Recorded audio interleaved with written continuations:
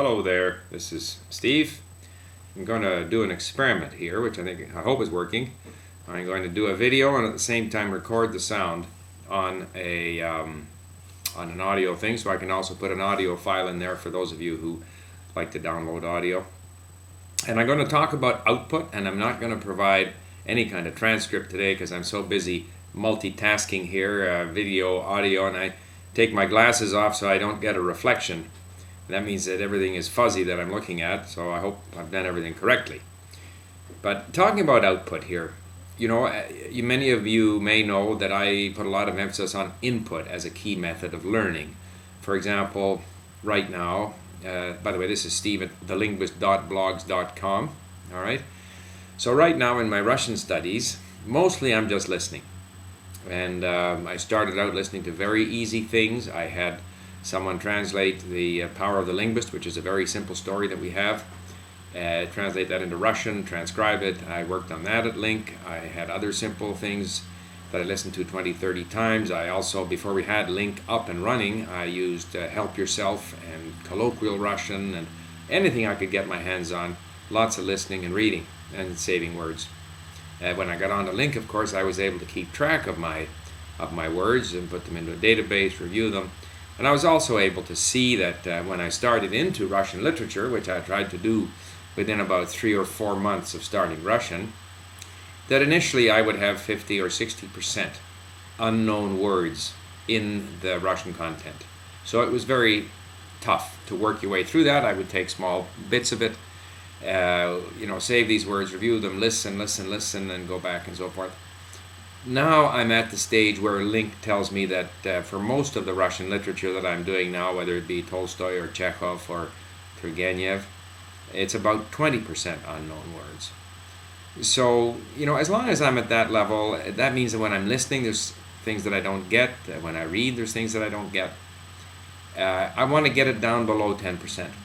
So when I've learned so many words that I can pick up a piece of Russian literature or a news article or whatever, and I have less than 10% unknown words, then I think I have achieved a level where I can start focusing on output more, focusing on grammar, instead of reading for meaning or listening for meaning and noticing and saving words for meaning, I'll start saving phrases that contain, the different case changes and other things that happen in Russian.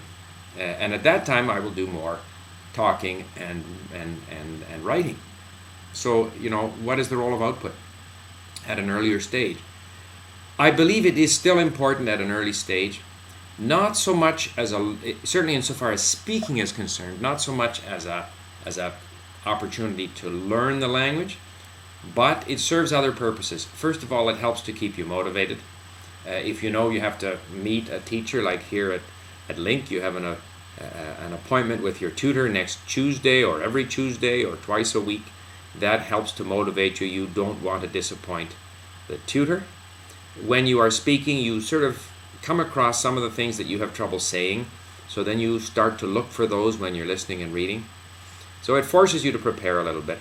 I believe that the writing is more effective than speaking insofar as finding problem areas in your language, because you have a record.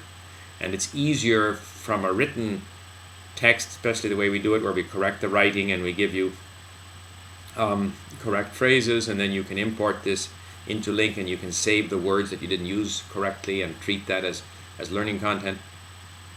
So the writing is pretty important, but also is the speaking. Even though when you correct people when they speak, they tend to repeat the same error over and over again, it's nevertheless, it's an exercise, it's a challenge. It shouldn't be too much, done too much. And the big thing is, one shouldn't think or hope that just having conversations is going to teach you the language, for a variety of reasons. First of all, it's very difficult to have a conversation just for the sake of having a conversation with someone that you aren't necessarily interested in having a conversation with. So, okay, what did you do on the weekend? What do you think of global warming? Once you've gone through a few of these, there's not much left to talk about if you don't have a genuine interest in communicating or in having a conversation. And it's made all the more difficult because you're doing it in a foreign language.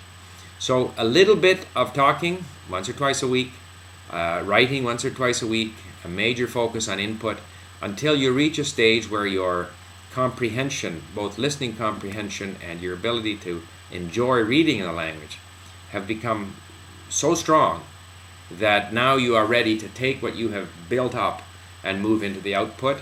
And I believe that at that time, if you've emphasized the input and the listening and the reading, you'll have a strong vocabulary, you'll be more confident, you'll have better pronunciation than if you were to do it the traditional way.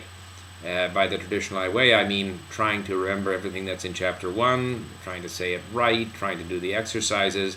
Then once you've mastered chapter 1, you go to chapter 2, or sitting in a classroom with 20 people, all of whom speak the language that you're studying very poorly, so that what you are immersed in is not the language as spoken by native speakers with real meaning and real content, but a lot of people stumbling like you, which I think is a very, very low intensity language environment.